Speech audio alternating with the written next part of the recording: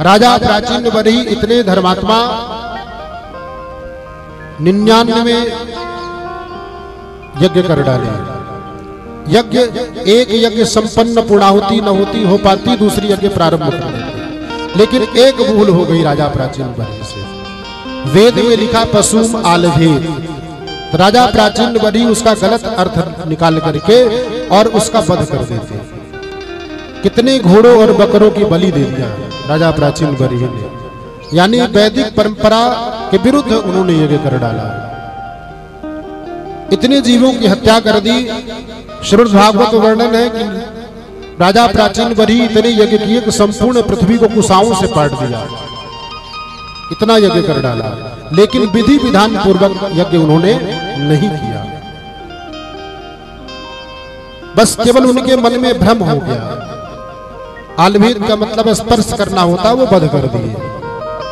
देवर्षि नारद आए। देवर्षि नारद ने आकर के राजा प्राचीन बरही से कहा कि राजन, आप घोर अपराध कर रहे हैं और आप ये जो यज्ञ कर रहे हैं इसमें जो जीवों की हत्या करते हैं, ये सारे जीव आपसे चुन चुन करके बदला लेंगे। इसलिए हर मानव से निवेदन करेंगे, जीव हिंसा कोई पूजा नहीं है। किसी शास्त्र पुराण धर्म उपनिषद में शास्त्रों में ये वर्णन नहीं है कि किसी जीव की हिंसा की जाए, किसी जीव की हत्या की जाए। हर जीव अपने कर्मवश योनि प्राप्त करता है, ना कि कोई लोग कहते हैं बकरी की मां कब तक खैर मराएगी, या वो कटने के लिए पैदा हुआ। ऐसा कुछ भी नहीं है, कहीं ऐसा शास्त्रों में वर्णन नहीं है। कोई देवी देवता ऐसे नहीं है जो किसी जीव की, आप ये बताएं, ईश्वर अंश जीव अविनाशी, परमात्मा का अंश है जीव। अपने कर्म के स्वभाव के बस वो नाना प्रकार की योनियों में जन्म लेता है। आप अपने उंगली को काटना चाहेंगे? नहीं। यहाँ तक कि हम अपने शरीर से एक बाल भी जीवित नहीं गिरने देते, यानी तोड़ने नहीं देते किसी को।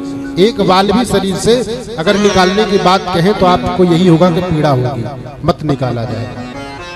लेकिन वो परमात्मा कैसे किसी जीव की हिंसा करने का आदेश करेंगे?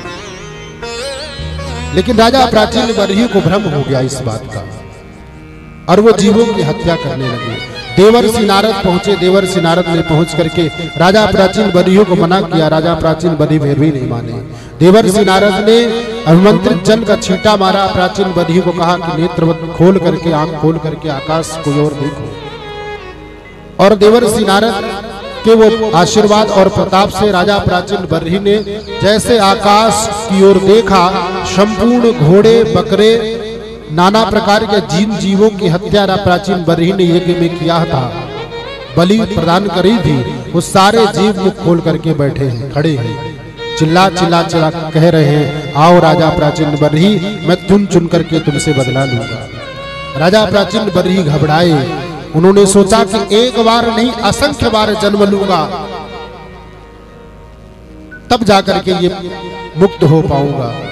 इसलिए व्यासपीठ से निवेदन करूं, जो लोग जीव हिंसा करते हैं, जीव का भक्षण करते हैं, अपने शरीर को स्वस्थ बनाने के लिए, हृष्ट पुष्ट बनाने के लिए, ये आप निवेदन आपसे करूं कि जितनी बार आप जीव हिंसा करके भक्षण करेंगे, उतनी बार आपको जन्म लेना पड़ेगा। ये प्रमाण पत्र है।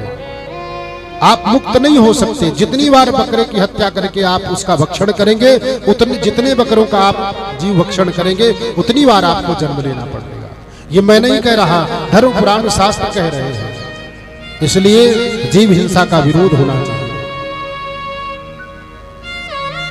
कहने का तात्पर्य, राजा प्राचीन बरही नेत्र खोल करके देखा उन्होंने कि असंख्य बार जन्म लूंगा फिर भी मुक्त नहीं हो पाऊंगा। इसलिए देवर्षि नारद के चरणों में प्रणाम करके कहते हैं कि देवर्षि, आप ही ऐसी कोई कृपा करें कि आप इन जीवों का उद्धार करें, इसके बाद इस दास का भी उद्धार करें। देवर्षि नारद ने एक यज्ञ सात्विक विधि विधान पूर्वक देवर्षि नारद ने करवाया था। श्रीमद् भागवत वर्णन है। और यह एक यज्ञ विधि विधान पूर्वक करवा करके देवर्षि नारद ने संपूर्ण जीवों को मुक्त कर दिया। ये है धर्म पुराण शास्त्र और धर्म में ताकत, बशर्ते नियम विधि पूर्वक किया जाए। और प्राचीन वर्ही देवर्षि नारद के सिर चरणों में प्रणाम करके वो भी मुक्त हो गए।